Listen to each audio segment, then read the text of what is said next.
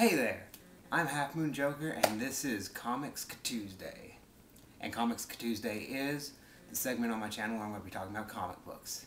This week's topic is Spider-Verse. Let's go. If you don't know what Spider-Verse is, it's pretty much an excuse to get every Spider-themed character in the Marvel Universe together, fighting one common enemy. That enemy is the Inheritors. If you don't know what the Inheritors are, that's Moreland and his family. If you don't know who Moreland is, I'll sum it up for you. It's pretty much Moreland is a superpowered cannibal who devours and absorbs people, especially super people, especially animal-themed super people, especially spiders. So Moreland and his family, the Inheritors, are on a hunt for every spider totem, as they're called. I'm going to try to start at the beginning. The beginning, it's ambiguous. It's first mentioned in Superior Spider-Man, and it doesn't really go anywhere. So I'm going to start with Peter Parker's introduction into it. Is with Silk. If you don't know who Silk is, look it up. I don't really care. If you do care, though, if you look up Silk and you think, hey, I want to read some of this, number 1 was released within probably a month before now, so you should be able to find it. Go check that out. I wouldn't, but you can. So, Spider-Man and Silk are out stopping, they're out stopping random street-level crime. When things get weird, Spider-Woman shows up. Spider-Girl shows up. Another Spider-Girl shows up. Spider-Man 2099 shows up. A British Spider-Man shows up. And Peter Parker, understandably, he doesn't know what's going on. Until they tell him that Moreland's family is on the way, which is one of my favorite moments because he does the sensible thing. He tells them to get the fuck out. No time for talking. Run! Very wise. So, this starts the meat of the adventure. They're hopping from universe to universe, gathering their forces. There's lots of fan service, so that's one of the positives. Out of all the Spider-Men they gather, that's where some of my problems start in. It's all Spider-Men. And there's not some characters that I think really belong. I'm going to start with the logical one. Why only Spider-Man? Why no Hulk, Iron Man, Captain America, Silver fucking Surfer? Who knows? Reasons, right? Reasons. But, you know, whatever. They contain it to the Spider-Man universe. And for some reason, there's not a lot of love for symbiotes. There's no Venom. There's no Black Suit Spider-Man. So I was a little bummed about that. And now I'm going to start the real spoilers. Alright, give you a second. If you're not running from spoilers, then here it is. A lot of characters die. There is death left and right. It's a fucking bloodbath. And that's one of the main points that I don't care for. You know, to a lot of people.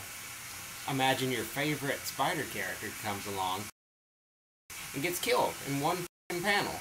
It's, I feel it's a little disrespectful. I don't care for it. Spider-Man and his amazing friends, oh, they're dead. And that's not all. There's so many more. A couple of my personal favorites that ended up dead. There's Bullet Point Spider-Man and MC2 Spider-Man. Bullet Points, I love the series. I really like seeing a pretty familiar version of Bruce Banner turn into a really unique take on Spider-Man. He might as well have not even showed up because he's dead so quickly. And it's even worse with MC2 Spider-Man, that Spider-Girl's father. He's been my favorite version of Peter Parker for years now, and he literally did nothing but show up and die. Like 2 pages, gone. And even when it got past all the killing and the murder and all that, it's common threads that there's just weak writing. You know, they don't really know what they really don't know how to build the story that they want to tell, pretty much. So even when that's over, at the end of the series, like it feels to me like they just flipped a switch. Like it's like, okay, we're done killing off Spider-Man and getting that weak, that cheap gut punch that we didn't really earn.